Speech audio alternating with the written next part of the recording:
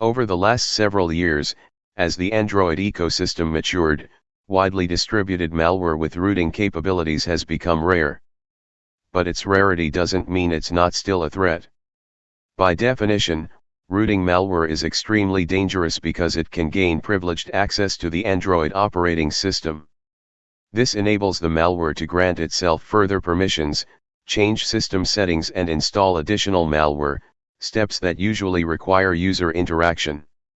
Armed with these invasive controls, threat actors can then conduct targeted phishing attacks, steal sensitive data needed to compromise user accounts or conduct surveillance.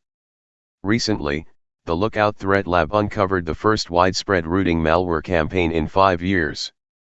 Dubbed Abstract Emu due to its use of code extraction and anti-emulation checks to avoid detection, the malware was found on Google Play and other prominent third-party app stores such as Amazon App Store and the Samsung Galaxy Store. Lookout notified Google and the apps were promptly removed. Using Abstract Emu as an example.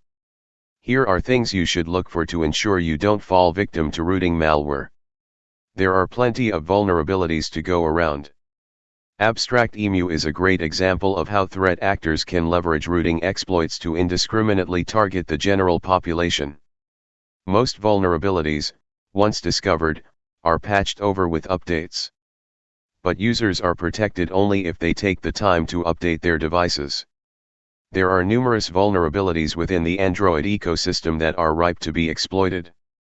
This campaign targets very contemporary vulnerabilities from 2019 and 2020, including CVE 2020-0041, a vulnerability not previously seen used in the wild.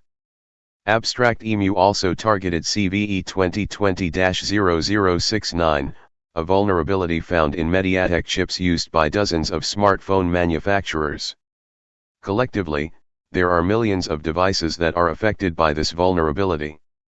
Things are not always what they seem. Trojanized apps. Something that is not unique to rooting malware, but has aided the distribution of the Abstract Emu campaign, is Trojanizing apps. By disguising its malicious intent behind seemingly innocuous apps, the threat actor is able to lure unsuspecting users into downloading the malware. Lookout researchers found a total of 19 apps related to the malware, 7 of which contained rooting functionalities. One app that was found on Google Play was confirmed to have been downloaded more than 10,000 times. Abstract Emu disguised itself as a number of different apps, including utility apps, such as password managers, and system tools like app launchers or data savers. Abstract Emu does not have sophisticated zero-click remote exploit functionality used in advanced app-style threats like Pegasus. But it doesn't need this capability, since the malware will be activated when the user opens the Trojanized app shortly after downloading it. Rare or not, always use cybersecurity best practices. Protecting yourself against Abstract Emu highlights a couple of the cybersecurity best practices that we should all keep in mind, whether you're an IT professional or just an individual.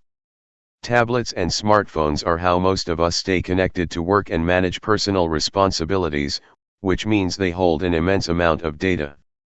These devices are also very sophisticated and have countless functionalities that bad actors can leverage. To protect yourself and your organization, you should always keep your device's operating system up to date.